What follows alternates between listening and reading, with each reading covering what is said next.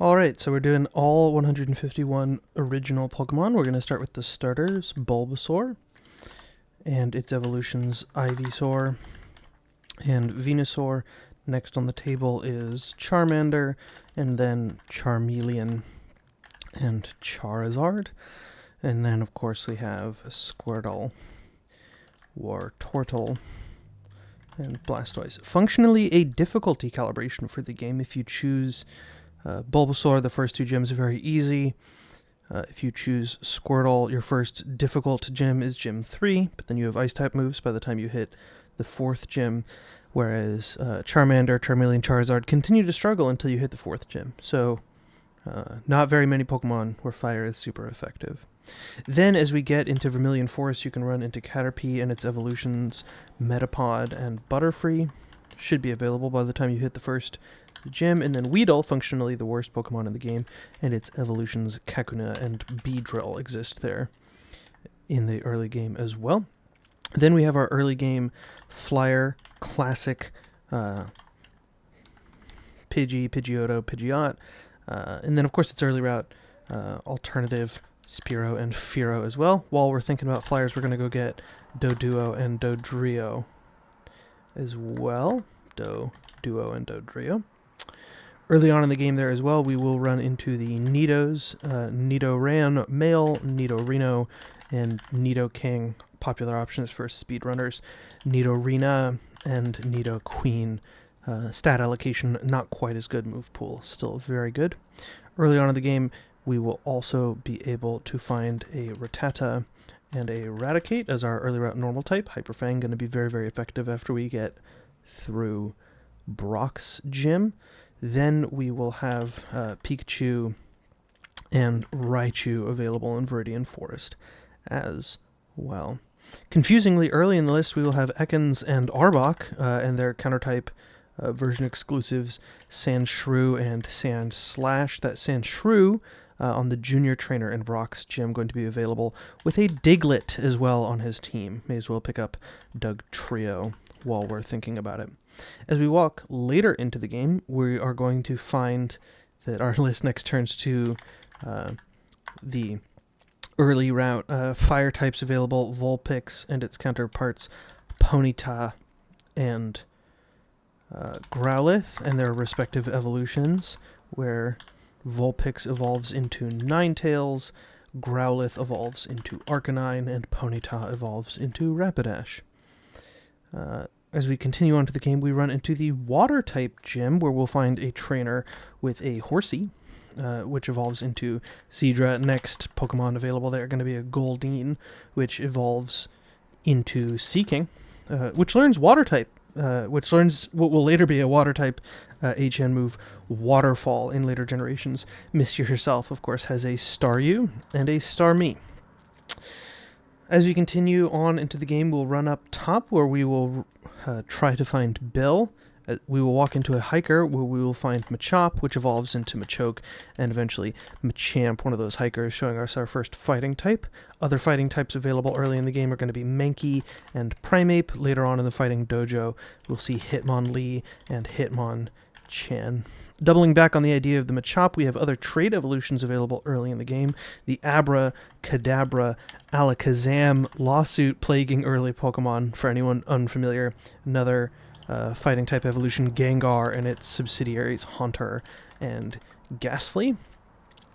Then we, of course, need to double back and get Brock's Pokemon, since we're thinking about trait evolutions. Geodude and its evolutions, Graveler and Golem. Onix going to be available as we go through Rock Tunnel in a moment. Then we will go down south from Cerulean City, and we will go into Lieutenant Surge's gym once we defeat a trainer who has a Drowsy and gives us the Dig TM. Drowsy, of course, evolving into Hypno. In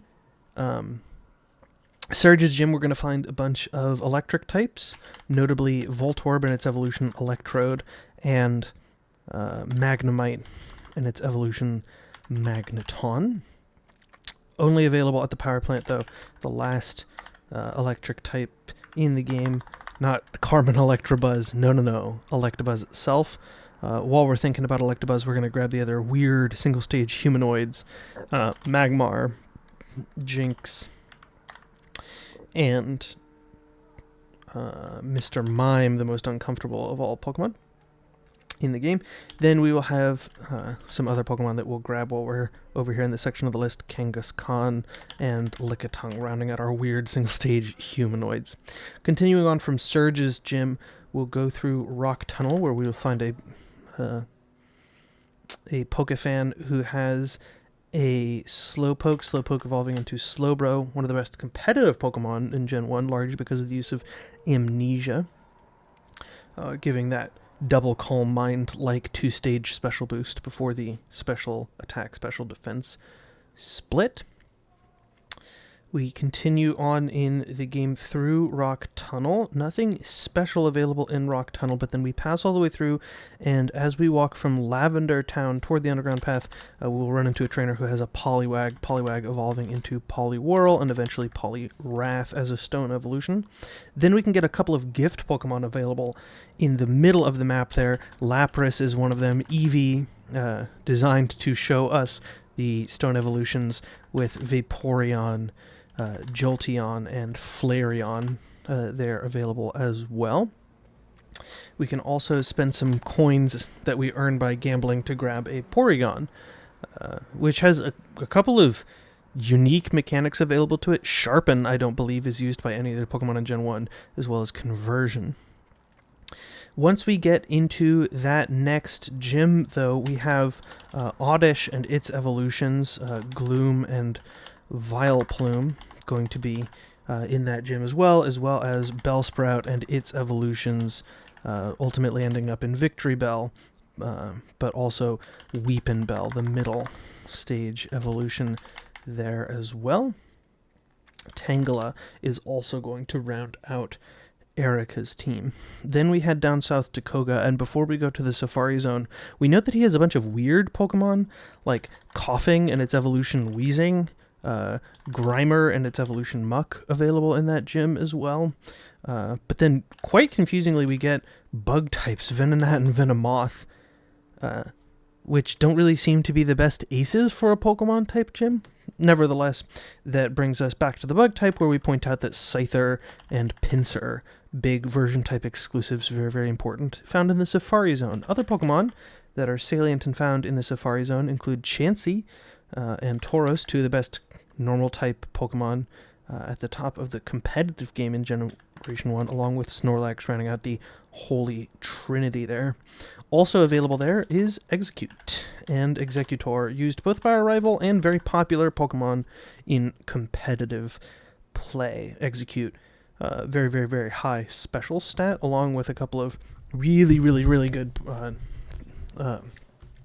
Psychic and Grass type moves available there as well. Going from there, we get into the 6th gym, which will not show us anything new, I don't think. There are channelers with the Gastly line. There are a couple of Hypnos, but we are next to the Fighting Dojo, where we will see Mankey and Primeape. We will see the Machop, Machoke, Machamp line, and we will get our choice between Hitmonlee and Hitmonchan, but we've already covered that. Then we head over to Blaine's gym, where in the Pokemon Mansion we can find Ditto, hypothesized by a few players in the community to be a failed Mew clone.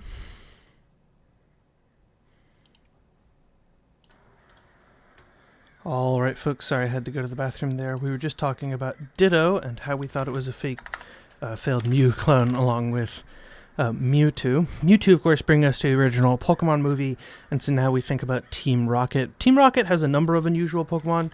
The ace at Giovanni's gym is Rhydon, which evolves from the first Pokemon ever designed, Rhyhorn. We can also go ahead and grab a few other things that we associate with Team Rocket, like Meowth and its evolution, Persian. We're going to go ahead and double back to a bug type that we neglected, Paris and its evolution, Parasect. We also need to go grab Clefairy, which may have been the original version mascot if it weren't considered too girly. Clefairy, of course, linked to Gengar.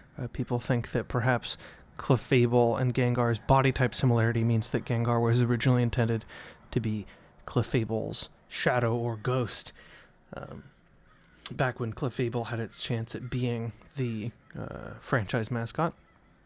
Clefable and Clefairy associated with the other early route normal type, Jigglypuff, and its evolution, Wigglytuff. Now we've gone through 6 gyms, and to get to Blaine's, we need to go through the Seafoam Islands, where, depending on the version that we're using, we can find Shelder and its evolution Cloyster, we can find Seal and its evolution Dugong, we can find Psyduck and its evolution Golduck, we can find Krabby and its evolution Kingler, we can of course find Ample Zubat and its evolution Golbat. Zubat and Golbat, the cave-type Pokemon, but the sea-type menaces that will poison you and confuse you, Tentacool and its evolution Tentacruel.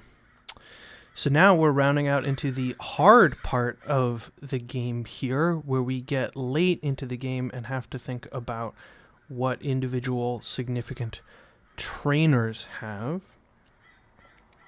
So we've defeated the 7th gym. We've walked all the way through Pokemon Mansion. We go to the 8th gym, which is nominally ground type, but doesn't actually have that many ground type Pokemon in it.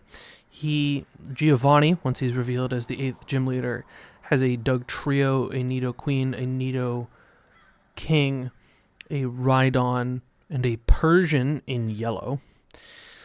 Then we fight our rival. All of his Pokemon we have already covered. And now we're off to the Elite Four, where Lorelei starts off with a Lapras and then a Dugong that's bugged. Almost always using Rest on turn 2. Very unusual setup for a Pokemon there. Then she has a Slowbro, which evolves from Slowpoke, which we've already covered.